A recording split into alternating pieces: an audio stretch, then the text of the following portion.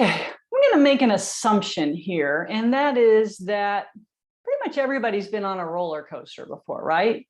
Yeah, guilty. Okay, live to tell about it though, so I'll take it. Yeah, roller coasters are fun and they can also be scary, right? Think about the emotion that being on a roller coaster, comes out of you. First of all, the anticipation starts growing, and you're waiting in line, and then you get buckled in, and you're just double checking, make sure this is good and tight. And then you start slowly going to the top, and then you get to the top. And then you're wondering, why in the world did I get on this thing? So, and then it goes, right? And that whole time you're just like, why, Lord, help me, please. Okay. Maybe maybe you didn't have to scream out loud, but most people were scared, right? And it's just a little bit crazy. So I want to talk about that because there is a correlation here, and that is with the stock market.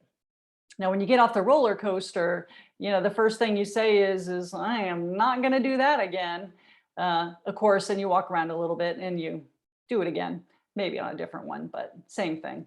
The stock market can be scary at times. In fact, a lot of people are, saying that the stock market is kind of like a roller coaster right now. And to some degree, I believe them. There's a lot of volatility right now. So what I want to do, first of all, I'm Glenda Jensen, founder of Jensen Financial Group. If you haven't already subscribed to my channel, make sure that you do so, as well as hit the notification bell so that you'll be informed whenever there is a new video that is posted. So please make sure you do that before you leave. But I want to get into the idea of why I'm talking about a roller coaster and the stock market.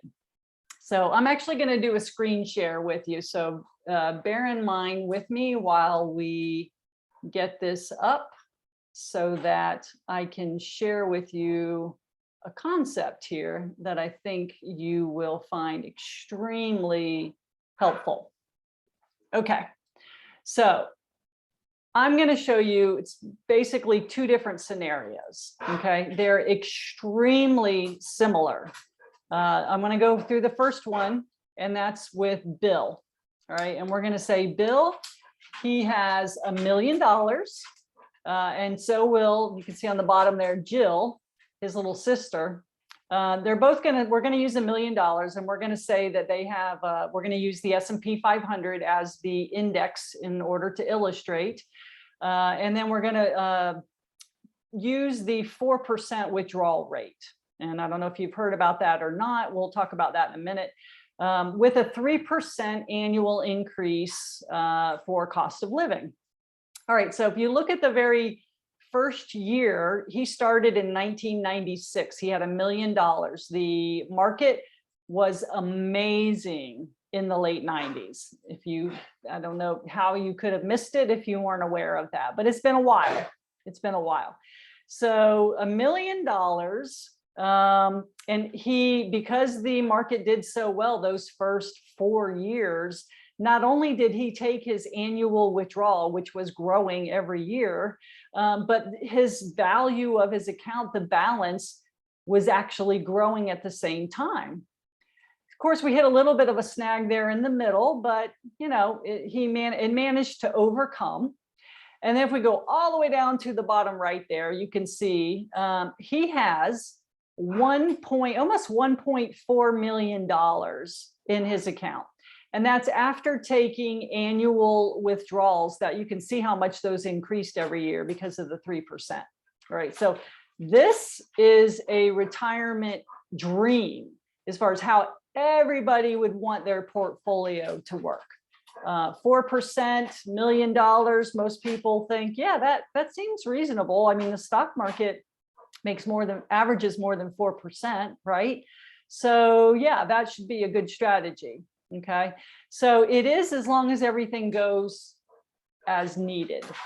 So I'm going to show you option 2 here, and we're just going to scroll down a little bit here, and we're going to say Jill, his little sister, is a couple of years younger. So everything is the same. She had $1 million investment. She had the S&P 500 as the index, 4% withdrawal rate, 3% cost of living increase. Everything was pretty much the same. The first year was fine. She took her money out and the account actually still grew. But she hit that bump pretty early on, those 3 years in a row negative returns. That was critical. And then you can see a few years later, a couple more years of returns. One of the key points here is that she has to continue to take withdrawals out of the account. This is not play money for her. This is her retirement. This was the purpose of her retirement, was to generate income for her to live off of. And we hear that so many times.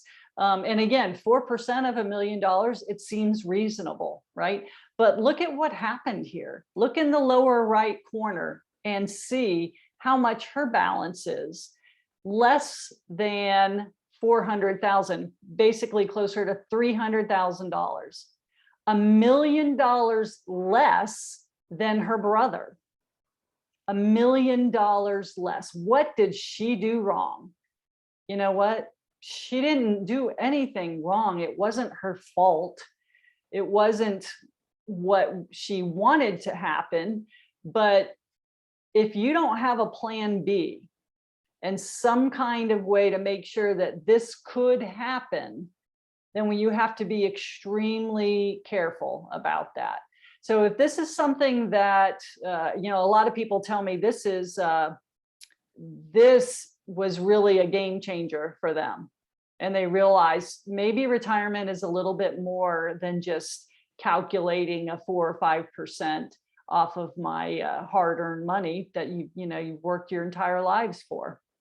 So if this is something that you would like to talk about on a more personal level, if this is something that you want to make sure that you turn into a bill and not a Jill, at least financially speaking, then feel free to notify me, contact me. My information is at the bottom of the video. Again, make sure that you subscribe to my channel and that you use the notification bell so that we can inform you whenever a new video is posted.